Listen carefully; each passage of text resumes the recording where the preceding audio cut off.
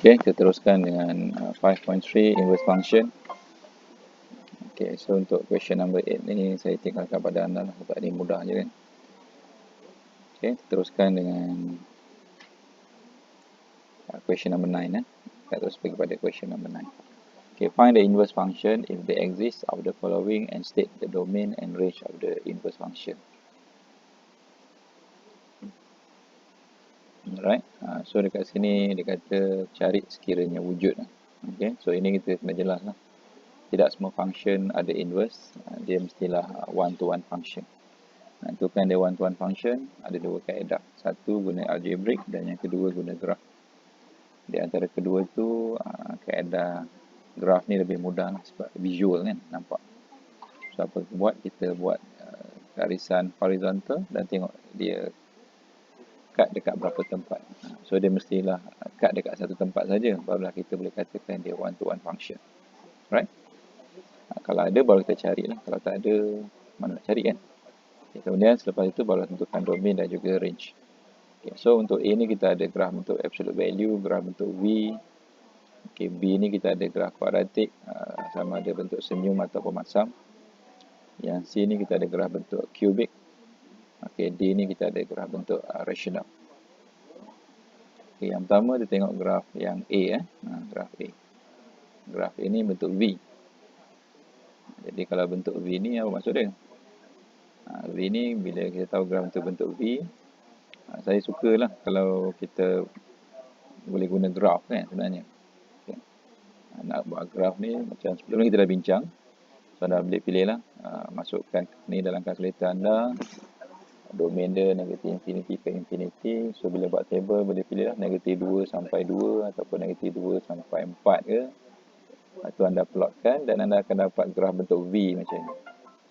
So bila anda dapat bentuk graf V macam ni, so apa anda buat, anda ambil satu garisan horizontal. Anda boleh pilih Y sama dengan 2 boleh, Y sama dengan 3 boleh.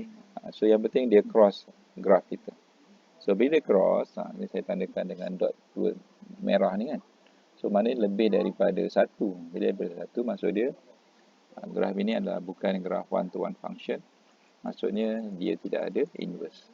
Bila tak ada inverse, tak boleh cari lah. Okay. So penyelesaiannya, fx is not one-to-one function. Inverse function does not exist. Okay.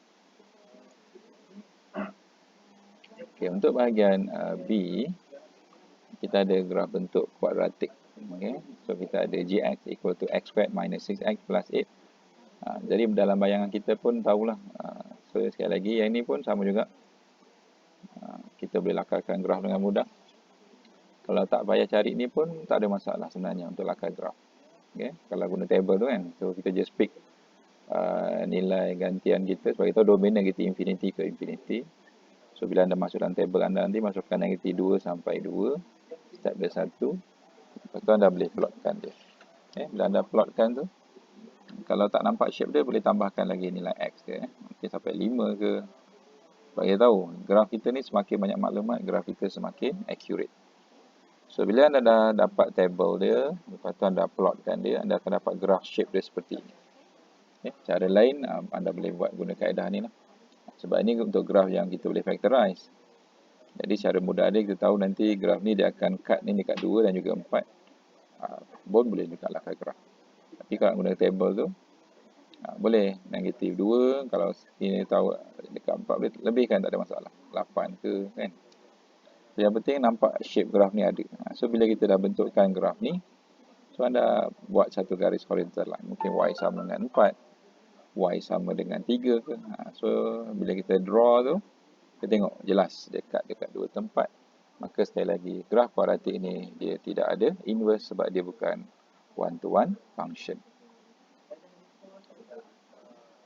Okay, yang seterusnya untuk question C. C kita ada qx equal to 7 plus 4x cube. Okay, so graf cubic ni pun sama juga. Kalau anda tak nak cari maklumat ni pun tak ada masalah. Yang penting kuasai yang table tu. Macam mana nak lakar graf. So sekali lagi anda boleh pilih nilai nak masuk dalam table kan, nak lakar graf ni kan. Okay, negatif berapa? Negatif 2 ke sampai 2, ataupun negatif 3 sampai 3 boleh, negatif 4 sampai 4 boleh. Masuk ke dalam table tu, lepas tu plotkan dia.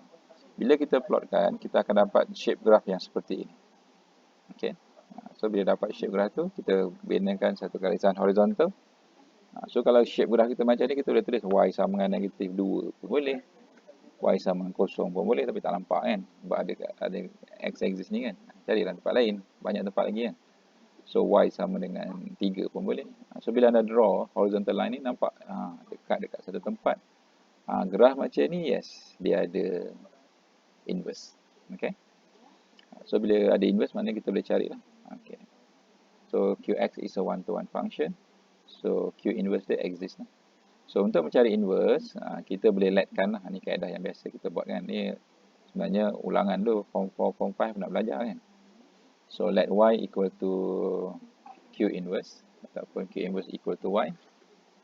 Alright, so kita katakan x sama dengan qy.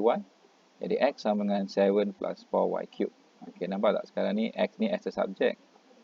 Bila kita nyatakan macam ni, mula-mula kita kata macam ni. Lepas tu x equal to qy. Jadi x equal to qy. Qy ni yang tadi function qx tu, kita gantikan dengan qy. Jadi dia akan jadi 7 plus 4y cube. So sekarang ni x subject. So apa yang kita nak buat, daripada x subject kita nak menjadikan dia y subject. Jadi kita kena rearrange ni, susun.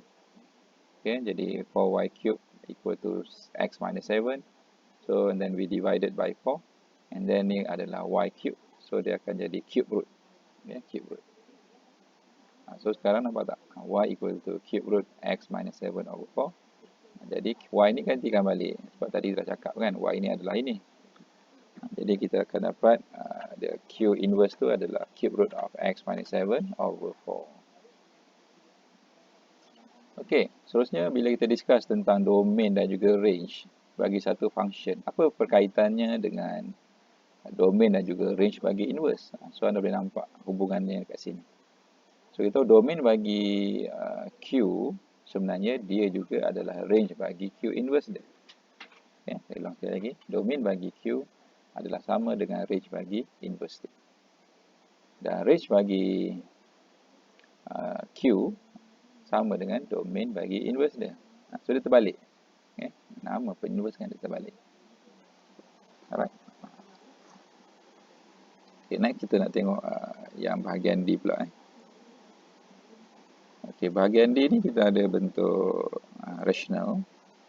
Px equal to 2 over 2 plus x.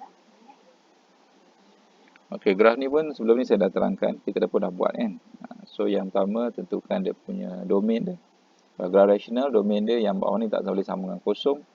Jadi dia tak boleh dekat negatif 2. Sebab kalau dia x dia negatif 2, bawah ni akan jadi kosong, maknanya undefined. Okay. So bila dia tak boleh negatif 2, so domainnya adalah daripada negatif infinity ke negatif 2, union negatif 2 ke infinity. Okay.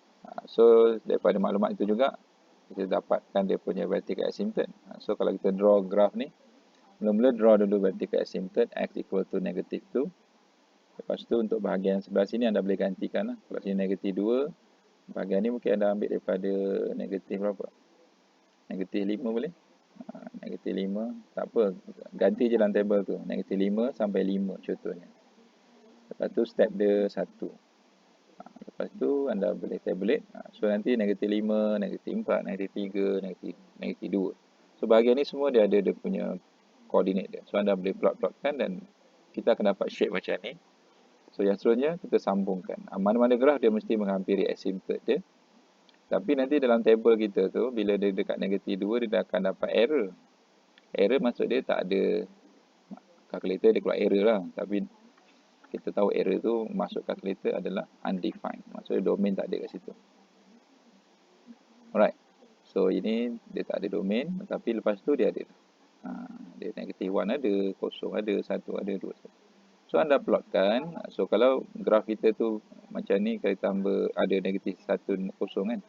So negatif 1 tu kat sini. So ini mesti sambung Graf ni mestilah menghampiri asymptote. Okay. So bila graf kita dah siap, so untuk tentukan ada one to one, anda bina satu garisan horizontal. Saya tak buat sini. sebab satu garis horizontal, mungkin y sama dengan berapa? 3. Boleh? Anda nak pilih y sama dengan negatif 3 pun boleh juga. So kalau y sama dengan 3, so dekat 1 point dia. Jadi graf ni mempunyai inverse. Okay. So anda buat ni. Buat garis y sama dengan 3. Kemudian tandakan dia cut dekat 1 point. Okay. So kesimpulan dia adalah one to one function. Okay. Bila dia dah ada inverse, maksudnya kita boleh cari dia punya inverse. Jadi sekali lagi kita letkan P inverse equal to Y. Okay, P inverse equal to Y. Jadi X equal to PY. Ya, so kita mula kat sini lah. Letkan dulu, lepas tu mula kat sini. Jadi dalam sebutan PX tadi tu, kita gantikan sekarang dengan PY. So dia akan jadi 2 over 2 plus Y. So sekarang ni X subject. So apa kita nak buat? Kita akan jadikan dia Y subject. So kita rearrange. Okay, rearrange. Dan anda akan dapati y dia adalah sama dengan 2 minus 2x over x. Jadi P inverse dia 2 minus 2x over x. Okay? So namakan semula. Y ni adalah P inverse. Okay, tentang domain dan juga range bagi inverse. So yang penting anda dapatkan domain bagi graf yang asal dan juga range bagi graf yang asal. Mana dapat domain dan juga range bagi graf yang asal? Domain tadi kita dah cari. Range, tengoklah pada dia punya graf dia. Dia mesti macam tu. Okay. Tadi domain kita dapat daripada pernyataan di atas ni, dia tak boleh dekat negatif 2. So domain kita daripada negatif infinity ke negatif 2, union negatif 2 ke infinity. Itu domain. Range macam mana? Range ingat, dia mesti merujuk pada nilai y. So range dia pula negatif infinity ke mana? Ke kosong. Union kosong ke infinity. Kenapa negatif infinity kosong? Sebab graf kita ni, sebab kat sini sebenarnya dia ada satu garisan yang kita panggil sebagai horizontal asymptote, iaitu garisan y sama dengan kosong. So apa berlaku pada graf ni? Dia akan approaching the asymptote, horizontal asymptote, dan graf ni sebenarnya dia tak naik. Dia ke mana? Dia akan approaching the horizontal asymptote. Okay, sebab itu kita punya domain dia yang tadi tu adalah negatif infinity ke negatif 2, union negatif 2 ke infinity, dan range dia negatif infinity ke kosong, kosong ke infinity. So apa kaitan dengan inverse? So sekali lagi, domain bagi fungsi yang asal adalah range bagi inverse dia. Maksudnya inilah range bagi inverse. Range bagi fungsi yang asal adalah sama dengan domain bagi inverse dia. Ada terbalik. Alright.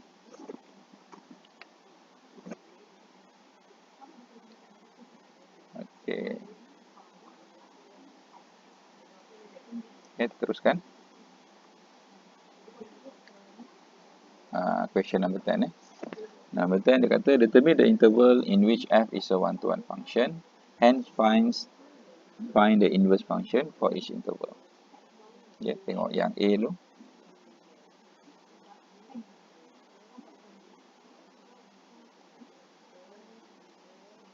Okay, kita ada fx equal to absolute value of x minus 1. Okay, so ni graf tadi kan, sama je. So statement dia fx is not one-to-one function. So fx is one. Okay, fx is one-to-one function for.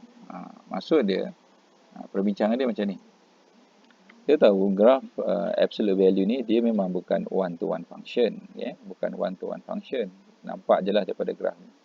Tetapi apabila kita berikan syarat, okay, berikan syarat, sebab yang menyebabkan dia bukan one-to-one function sebab ada dua graf. Dia yang shape macam ni kan. Jadi kalau kita tutup yang sebelah sini, maksud dia graf ni adalah one-to-one. Setuju? Kalau saya tutup sebelah ni pula, graf ni dia boleh jadi one-to-one. Jadi bila macam tu, so kita boleh berikan satu condition lah bagi dia kalau kita nak jadikan dia ada inverse. Okay, sebab tu statement dekat sini, fx is not one-to-one function. Fx is one-to-one function for. Maksud dia, kalau kita, situasi yang pertama, kalau x tu less equal 1, okay, ataupun ini dalam bentuk inequalities, ini dalam bentuk interval. iaitu negative infinity to 1, ataupun yang satu lagi itu x greater equal to 1, ataupun dalam bentuk interval 1 to infinity. Jadi yang ini bila macam ni kita boleh tuliskan dalam satu lagi cara, iaitu kita panggil piecewise function. Ini penulisan dalam bentuk piecewise function. Okay. So satu sebab absolute value kan, satu bentuk yang negatif, satu lagi bentuk yang positif. Yang negatif ni function yang sebelah sini lah. Yang positif ni function yang sebelah sini.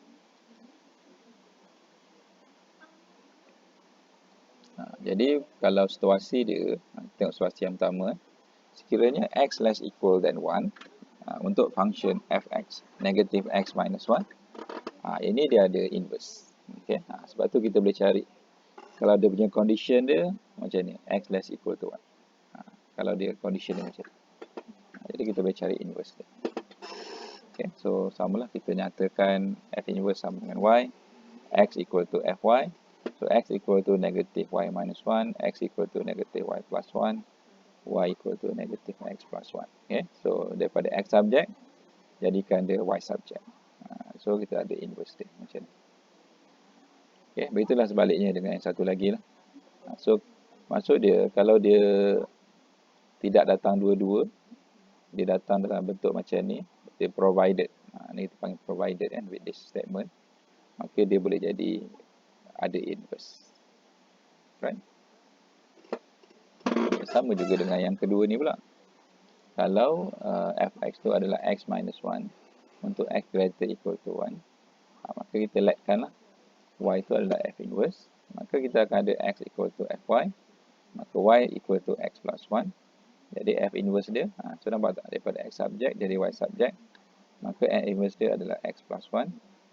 Jadi kita boleh cari dia punya inverse. Okay. Jadi dia kalau dia separate satu persatu boleh cari inverse, tapi kalau dua-dua tak boleh. Right.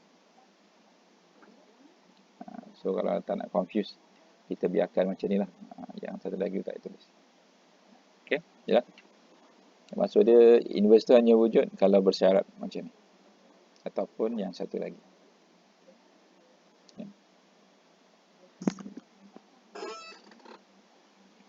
Okay, kalau kuadratik macam mana? Jadi situasi ni pun sama juga. Kalau kita lihat daripada graf dia ni, dia graf kuadratik kan. So dalam kes ni tak payahlah buat macam ni, guna table. Guna table ya. Guna table dah cukup untuk anda lakar graf macam ni. So daripada graf ni kita nampak bila kita buat garisan horizontal line tu dia cut dekat dua tempat. Jadi asal dia graf kuadratik ini tidak ada inverse. Okay, it's not one to one function. Sangat jelas. Tapi macam mana kalau kita nak wujudkan yang graf ni ada inverse? Jadi kita bahagi dua lah. Kan? Kat tengah-tengah ni kita bahagi dua. Jadi kalau kita tutup sebelah sini, graf ni ada inverse. Kalau kita tutup sebelah sini, graf ni ada inverse. Maksud dia, untuk kuadratik ni macam mana pun kena tahulah dia punya extremum point untuk x kat sini. Kan? Baru kita boleh bahagi dua dengan adil. Kan? Jadi dia letak kat mana tu? Ini sebenarnya dekat 3 kan? Okay. Kalau kita kira tadi dekat 3 lah. So fx is not one-to-one function. Fx is a one-to-one function for bersyarat. Provided kalau dia kurang equal to 3, yang sebelah sini. Kalau greater equal to 3, sebelah yang satu lagi. Jadi kalau condition dia macam ni, kita boleh cari inverse. Kalau condition macam ni, kita boleh cari inverse. Jadi kita cari satu persatu lah.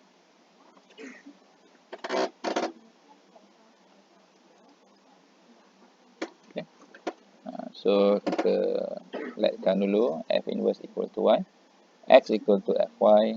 So daripada x subject, nanti kita rearrange jadikan dia y subject. Yang untuk kali ni saya buat sekali ya. Tapi sebenarnya lebih baik kalau kita buat asing-asing.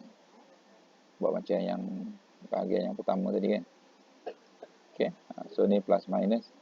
So kalau katalah anda nak tuliskan dalam bentuk sekali tu, ni fx dia. Ni tertinggal ni. Terletak ni f inverse f inverse x. Okay. 3 minus set x plus 1. Untuk x less equal to 3. 3 plus set x plus 1 untuk x greater equal to 3. Okay, yang ini tertinggal ni letak ni f inverse. Maksud dia Dia ada inverse kiranya bersyarat macam ni. Okay. Dia ada inverse kiranya ada syarat. Kalau dia tak ada syarat macam ni, dia tak ada inverse. Alright? Okay.